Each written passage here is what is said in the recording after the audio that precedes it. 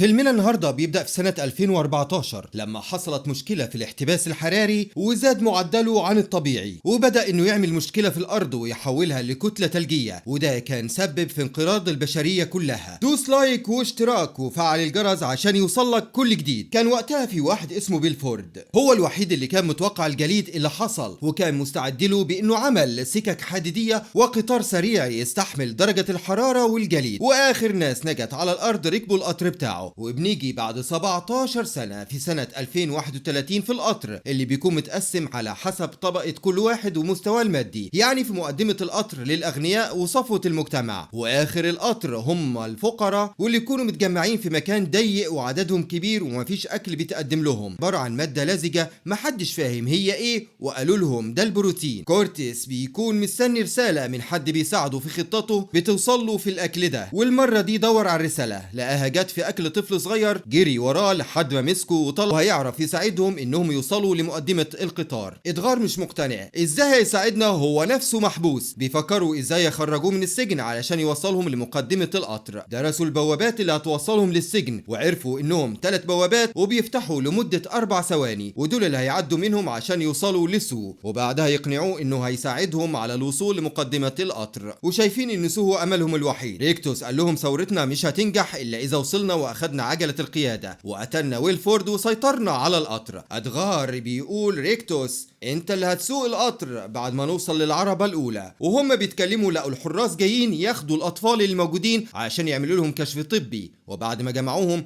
كان في 6 جاية مع الحراس ومعاهم متر بتقيس طول كل طفل، واضح انه مش كشف طبي ولا حاجة. الست خدت بالها ان في واحدة مخبية حاجة في هدومها، قربت منها ورفعت الهدوم لقتها مخبية ابنها، ندهت على الحرس، راحوا ياخدوه منها، حاولت تمنعهم ضربوها وقعوها وخدوه بالعافية. واحد من الناس اللي اخدوا ابنه قال لهم عاوز ابني وحدفها بالجزمة على راسها. عاقبوه على اللي عملوا بانهم خرجوا ايده بره القطر 7 دقايق في التلج لغاية ما دراعه اتجمد، وبعدها كسروه بمطرقة. بنشوف الست مايسون وهي بتقول الجزمة اللي بتحدفونا بيها دي هي اللي انتوا بالنسبة لينا، واحنا فوق دماغكم وانتوا تحت رجلنا، كل واحد لازم يعرف مكانه الحقيقي فين. غيليوم قال لها عاوز اقابل بيلفورد، ممكن تبلغيه؟ قالت له انت عاوز بيلفورد يجي المكان القذر ده؟ قال لها لا لا لا، انا عاوز اروح له في مقدمة القطر. بعد اللي حصل قدام كورتيس وادغار قرروا انامك طلع غلط، هنموت قبل ما نعمل الثورة. كورتيس قال له هستنى الرسالة اللي هتيجي عشان اتاكد. كورتيس عامل تدريب لكل اللي هشارك معاه. وقتها جت تانية اللي اخدوا منها ابنها وبتقول له انا لازم اروح معاك واجيب ابني منهم واقطع ايد اللي اخدت مني ابني، انت عارف اني شجاعة وهساعدك. حسنا بسرعة جروا البراميل لغاية الابواب ولحقوها قبل ما تنزل، نزلوا ضرب في الحراس وعملوا قلق جامد، والكل بيضرب بغيظ من اللي عاملينه فيهم، وتينا بتضرب زيهم واكتر منهم. كان فاضل حارس واحد ماسك مطرقة كبيرة وبيضربهم بيها. ادغار جري من فوق البراميل ونط عليه موته، واخد منه مفاتيح الخزنة اللي فيها سو، فتحوا وطلعوه، ولما فاق سألوه انت سو الخبير الامني اللي عامل نظام الامان والابواب في القطر ده، انت معانا يا ابني ولا انت فين؟ هو اساسا مدمن والمخدرات لحست دماغه. شاور لهم على جهاز ترجمة لانه مش فاهمهم، واتكلم وقال لهم ايوه انا سو، عاوزين ايه بقى؟ كورتيس قال له قالوا له موافق ولا نرجعك الخزنة تاني ونقفل عليك؟ خد منهم مفتاح الخزنة وفتح خزنة، طلع بنته يونا وقال لهم هنحتاجها معانا واحنا بنتحرك لقدام. كورتيس اداهم مخدر وفتحوا اول باب، دخلوا لقوا سراير واكل وشبابيك، ولاول مرة من سنين يشوفوا النور والحياة بره القطر. القطر ماشي مفيش ناس مفيش حاجة غير التلج وبس. يونا فتحت لهم باب تاني وكان فيه المطبخ اللي بيتعمل فيه البروتين اللي بيجي لهم. لما شافوا الاكل اللي بياكلوه معمول من ايه اتخانقوا معاه، قال لهم انا زيكم باكل منه برضه. قال لهم قدام في عربة المية الحلوة للشرب، ودي مهمة جدا لو وصلتوا ليها يبقى عملتوا انجاز كبير. الباب اللي بعد ده كان فظيع خالص، في ناس مقنعة ومعاها صواتير دخلوا مع بعض في مطحنة كبيرة، وبعد ما قطعوا بعض السواق قال لهم القطر هيعمل اصطدام جليدي، انزلوا على الارض بسرعة. القطر كان على جسر عالي جدا وبيشق التلج بسرعة ويجري ويدخل في تجمع جليدي تاني وتالت لغاية ما عدى الجسر. بعدها خرجت ميس الضلمة لان القطر داخل نفق طويل وهم هيطفوا النور عليهم وهيموتوهم كلهم. كلهم. كورتيس فهم وقال للناس بتوعه ارجعوا لورا، بس ملحقش ينقذهم كلهم، موتوهم في الضلمة وميسون بتتفرج عليهم بالنضارة ومبسوطة. كورتيس عمل شعلة نار وجايين جري بيها وحدفوها على ميسون واللي معاها. ادغار مسك القائد بتاعهم وحط السكينة على رقبته وقال له يا تستسلم يا هقتلك. ميسون قالت لهم كملوا مفيش استسلام،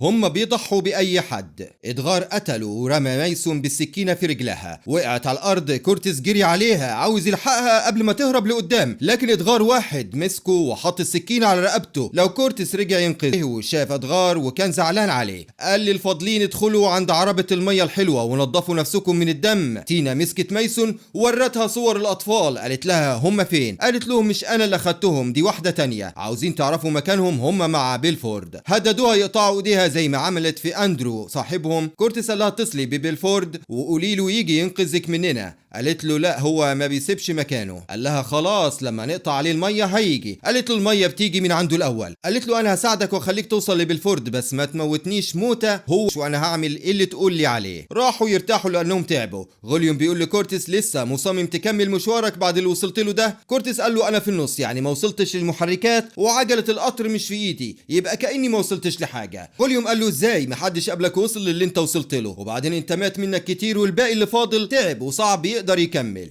كورتيس قال له خلاص انا هاخد ميسون واكمل وانت خليك هنا مع اللي فاضلين، ولما اوصل هجيبك تقود بينا. قال له كنا عارفين انك القائد بتاعنا. كورتيس اخد كام واحد وفتحوا باب جديد، لقوا زراعة ونباتات، وبعدهم ممر اسماك حية ومطعم سمك، قعدوا ياكلوا سوشي. وقبل ما مات امبراطورية بيلفورد للنقل وعمل اطول وافخم قطر بيلف حوالين العالم، وعمل سكك حديد دائرية طولها 430 الف كيلومتر ربط بيها العالم كله، بينطلق من نقطة بداية وبيرجع لها تاني بعد سنة. هو الوحيد اللي توقع الجليد الخارجي واستعد ليه، وعرف ان مادة CW7 هتجمد العالم، وعمل اختراعه ده علشان ينقذنا احنا واولادنا من التجمد. عاملين اغنية لبيلفورد والاطفال حافظينها ان المحرك لو وقف الكل هيموت، فلازم يفضل شغال على طول. المدرسة جابت عربية بيض مسلوق ووزعت على الاكل. كورتيس اخد واحدة ولقى فيها رسالة مكتوب فيها دم. فعلا المدرسة والعامل اللي جابوا البيض طلعوا رشاشات وموتوا بيها كل اللي فاضلين حتى اندرو. ناس راحت لغوليوم وصوروا قتله وعرضوه على شاشة قدام كورتيس وهو واقف مصدوم. تينا قالت له انت القائد بتاعنا يلا بينا. لقى رشاش اخده وقتل ميسون. كمل مشي قدام وهما ماشيين شايفين عالم تاني، عيادة أسنان وخياط ومطعم وكافيه وكوافير. الناس اللي قتلت غوليوم جايين وراهم. وقتها كان القطر دخل في دايرة والعربيات كانت قدام بعض. كورتيس والراجل اللي قتل غوليوم ضربوا نار كتير من الشباك وهم قصاد بعض، بس من سرعة القطر الأماكن اتغيرت. الرجالة جالوا وموت تينا وعوروا في كتفه. كان في واحد من الناس اللي معاه لحقه قبل ما يموت. كورتيس أخذ الضربة بداله. سو وبنته هم اللي خلصوا عليه. تينا وصت كورتيس على ابنها. كورتيس وسو هما ماشيين لقوا حفلة، عدوها واخدوا منها لبس فرو. وصلوا لغرفة المحركات. كورتيس قال لسو انت عمرك عشت في اخر القطر وشفت كانوا عاملين فينا ايه؟ وصلونا اننا ناكل بعض، حتى الاطفال كلناهم. مرة كان في ست وابنها مستخبيين مننا ولقوهم موتوا الام وكانوا لسه هيقتلوا الطفل. لقينا واحد ما يعرفهمش قطع ايده ورماها لينا وقال كلوا بس بلاش تقتلوا الطفل. الكل رمى السكاكين بتاعتهم. تخيل ان الطفل ده كان ادغار والراجل اللي قطع دراعه كان غوليوم، وانا كنت واحد من اللي هيقتلوا الاطفال. بعدها بيلفورد بعت الاكل اللي بيبعتوه ومفهمنا انه بروتين. من 17 سنه وانا بكره بيلفورد وعاوز اقتله. سو طلع الماده المخدره اللي بياخدها وقال له انا بجمعها علشان فيها مواد متفجره وهفجر بيها الباب. خرجت ليهم الست اللي اخذت الاطفال، ضربت سو بالنار. قالت لا كورتيس بيلفورد عاوزك. بيلفورد قال له انا مبسوط منك، محدش عارف يعمل اللي انت عملته. بيلفورد قال له انت بس كنت هناك غلط، مكانك كان هنا. بيلفورد قال له احنا كلنا اتحبسنا في القطر واتحكم علينا نعيش فيه ولازم نعمل نظام ونمشي عليه علشان الدايره تكمل والقطر يفضل يمشي. قال له كل فتره لازم نقلل العدد السكاني، هم يخلصوا على بعض. انا كان اتفاقي مع غوليوم انك تقف عند النفق لما قتلوكم في الضلمه، بس انت شغلت دماغك وعملت شعلات وكملت للاخر. كورتيس قال له ايه اللي انت بتقوله؟ مين واتفاق ايه؟ بطل كذب. بيلفورد قال له يعني انت ما كنتش تعرف خطتنا؟ لازم انا اقود قدام ويكون معايا شريك ورا. كنت متفق معاه اني اسيبكم تتقدموا شويه عند النفق ويموت مجموعه منكم والباقيين يرجعوا، وكنت هديكم مساحه اكبر وعدد اقل، يعني بوسعها عليكم لولا انت واللي عملته، وبسببك انا دفعت غوليوم الثمن لانك تقدمت زياده عن اللزوم. لسه في ناس تانية هتدفع ثمن مجيئك لعندي. كلهم رجالته يخلصوا على بعض اللي اتبقوا وكانوا مع غوليوم. قال له بما ان ده عيد ميلاد القطر ال 18 هسيب 18 واحد يعيشوا. سو بنته والراجل اللي قتل غوليوم فاقوا. في ناس من اللي كل يونا المسي السلك وافتحي الباب بسرعه. نرجع لبلفورد وهو بيقول لكورتيس تعالى اوريك حاجه. شغل محرك كبير وقال له انا خلاص كبرت ومحطتي خلصت خلاص، وطلع رساله من اللي كان بيبعتهم ليه مكتوب فيها القطار. قال له اللي جاي ده محطتك انت، انا وغوليوم كنا عاوزينك انت اللي تقود القطر بعد كده. القطر ده الحياه والركاب هم البشر. نروح لسو ويونا. فتحوا الباب ودخلت يونا عند كورتيس. فتحوا باب تحته جزء من المحرك، شافوا طفل قاعد بيشغل الترس يدوي. بلفورد قال لهم في جزء عطل واخدت الاطفال منكم علشان يكونوا بديل يدوي لي. كورتيس ضربه وقعه على الارض ومد ايده وقف التروس وطلع الولد الصغير من تحت وادى ليونا الكبريت علشان يولعوا في المتفجرات. الولد طلع لقى المحرك واقف راح مشغله تاني. كورتيس حط ايده علشان التروس توقف، راحت ايده اتقطعت. ساعتها يونا ولعت في الديناميت والقطر انفجر. حصل انهيار جليدي والعربيات كلهم انفصلوا عن بعض ووقعوا في الجبل. 2 بس خرجوا من القطر، يونا والطفل اندي. لما خرجوا شافوا حيوان الباندا. ساعتها عرفوا ان في حياة بره القطر. وبكده يبقى انتهى ملخص فيلمنا النهارده. نشوفكم في ملخص جديد، ولو عايزين ملخص لفيلم معين اكتبوا لنا في الكومنتات.